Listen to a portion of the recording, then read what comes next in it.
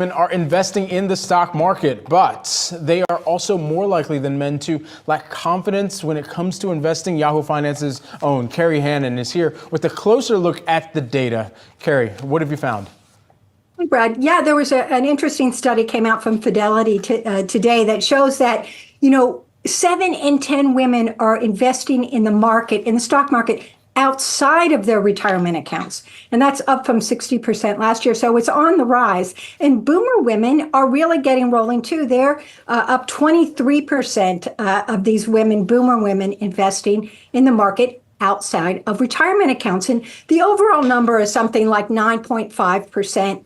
Of their paycheck after the retirement savings is going towards investing in the stock market for all women. But the ones who are really on a roll are Gen Z. Okay, these are workers in their 20s, and they are uber optimistic. They are setting aside about 10.4% of their paycheck after the retirement savings, and they're starting earlier, which is so exciting in terms of building wealth for women. That where boomer women really didn't get rolling and investing outside of their retirement accounts in the markets until they were in their 50s. But here's the problem, just as you noted, Brad. Women say that they're 2 times more likely than men to say that their investing knowledge is non-existent. Okay, this is really troubling. And they say that they're overwhelmed, they're intimidated, and all of these things, it's a mixed bag here. So, I recently sat down in the Yahoo Finance studios to talk to a panel of women who are experts in the financial world about how far women have come in the past 50 years since the passage of the Equal Credit Opportunity Act. Let's listen to what they had to say.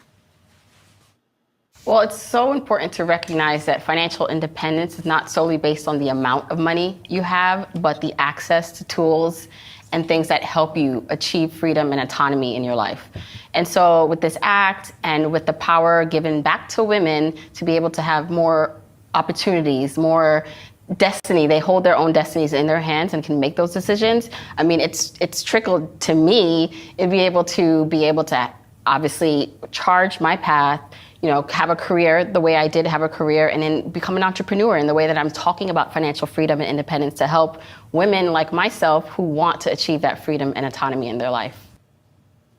Carrie, that was really interesting, and we know that you can catch more of that panel, our viewers can catch more of that panel Saturday, 11:30 a.m. Eastern, right here on Yahoo Finance. Carrie, I read your story here, and I thought it was particularly interesting to break down generationally as well here. While we do have you, I want to switch gears, though, to Social Security. As we're thinking about different generations, should someone who just turned 70 start claiming their Social Security benefits? Yeah, it's a great question. And the simple answer is why not? Because the way the system is set up is that, yes, you can start taking your benefit at age 62. And then you have your full retirement age, which could be 66 or 67, depending on the year where you were born. But then at age 70, and so if you wait 62 to age 70, your benefit increases each year, and that amount will be by the time you get to 70, it's not going to increase anymore. So there's no reason not to take it at age 70, and you will get the biggest check for the remainder of your life if you can wait till age 70. That's what I usually recommend people do. Obviously, not everyone can do that because of health reasons and financial reasons. But if someone's looking at age 70 and they're going, hey, should I turn it on now? Yeah, why not? Carrie Hannon, thanks so much, and look forward to catching more of that special later on this week. Appreciate it.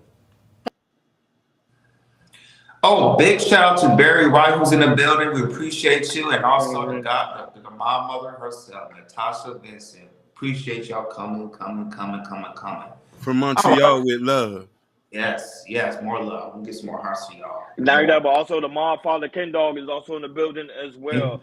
And on Natasha Vincent, he say kudos on the podcast this week, Chaoscultureradio, especially with the live with on a spot live. Yeah, it was good. She was really, really good. Very, very dope. Very dope content creator. Hopefully you guys went over there and subscribed to her channel because she recently just did a video on Robert, I think F. Smith, a rich billionaire, a black billionaire that is. They don't really talk about. Shout out to Mr. Muhammad as well. That's Peace, also in the building. Peace, Muhammad. Go ahead, Jordan. Continue. All right, yeah. So back to the topic, as you now we see, there's the big jump of women are investing into stocks that's no longer into their 401k or which is Fidelity and everything. So this is a big push. So go ahead, Ronnie, man. What's your take on women? You see the rise of women investing into the stock market. I'm happy that they are investing into the stock market because one of the issues right now, study shows that women tend to live longer than men, and they always end up in debt because when their husband or the man they with, their significant other is no longer on this earth, they tend to suffer because of lack of resources. So now them investing in the stock market, pretty much if I know the type of investment these women are doing, they're doing long-term investment, meaning in their 401k and a Roth 401k, and also they probably doing option trading. That's gonna put them in a great position, especially right now, especially in this type of economy where you see right now it's a great opportunity to be in the stock market. Even though this is not financial advice, but still take out the opportunity right now because right now is the presidential election. The stock market tend to go down, but right after the presidential election, the stock market goes right back up. So women investing in the stock market, they think about their long term future and not their short term future. Because remember, it always been stereotyped. Women tend to spend a lot, but now if they spend stuff on the right reason, go ahead, ladies, go ahead and spend your money, man. But I'm happy for them. I think they go into a right place. Go ahead, King. Your commentary. Wonderful. So I want to try to be brief about this, and y'all all 100% right. But I also want to remember that women has always been investing. They just wasn't counted for. So remember, this is a new generation. Gen Z, a lot of women are single now. 50s, 40s, 60s, 70s, even up into the 80s, you had a few women investing, but a lot of women were married and their funds would commingle with their husbands. Majority of the time, the husband was managing the books. He was setting up the investments accounts, and he was this. Some women in that era who were working gave their money to their husband. He just did one account for the family. Life insurance, everything, 9 out of 10 times, all this was under a man's name. I'm not saying this, I'm just speaking from a perspective. So now, as generation starts to climb, more women are starting to working, and more women are going to college. In advance of the internet now, more women are getting access to certain education that they didn't get before. Because remember, investing was a man's game. Let's just get that straight. They opened up the stock market. They did this. We speak amongst men. More women speak amongst this. So now, as the information is readily available to women, now they're saying, okay, hey, and also put this: more women who are entering the workforce. And there's these stock option plans and investing in the S&P 500. Caveat, this is not financial advice. They're getting this information, so more and more are starting to get into. And their mothers who didn't get a chance to invest, who got the information, are now giving their daughters tidbits to say, hey, you need to start doing this. Don't depend on the man. What if he leaves you? What's your retirement account look like? Do you have a Roth IRA? Do you have life insurance? So these things are now in the avenue, and I think it's a beautiful thing because let's be honest, when the woman has the money, 9 out of 10 times, 80% of her funds or retirement are allocated to her kids and her grandchildren. Yeah, right, I can. And this will piggyback what you're saying, especially around this time, 2024, I said a lot of women are definitely in the workforce.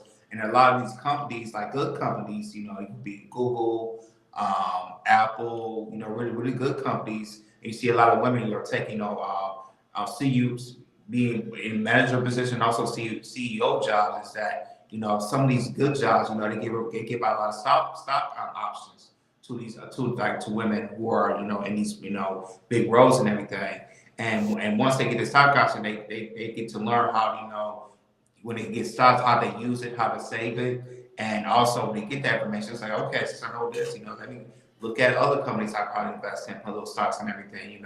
See, look at the stock market, see what's the good stock to buy, what's the good stock to buy long term, and also what's the good stock to buy low term as well, and I can sell it and everything. So yeah, this number I'm not surprised about. A lot of women are investing in the stocks and everything, and because a lot of women are in the workforce. So this is a good thing, and there's a lot of I mean, there's more women than there's men here, in the United States. So, like I said, the information is out there. So, I'm clearly not surprised that, there are women are investing into these stocks and, trying to save and trying to build, their stock plans and everything. And now it's working out well and everything. And the thing is, it's like, it's another, like I said, going to the stock market is another way to make money, everything. Some people think, it might be, some risk at it, but some now you see the women, they say, okay, they're not seeing the risk of it while they're doing their research. They know it's like, okay, if I could do this, if I could say this much,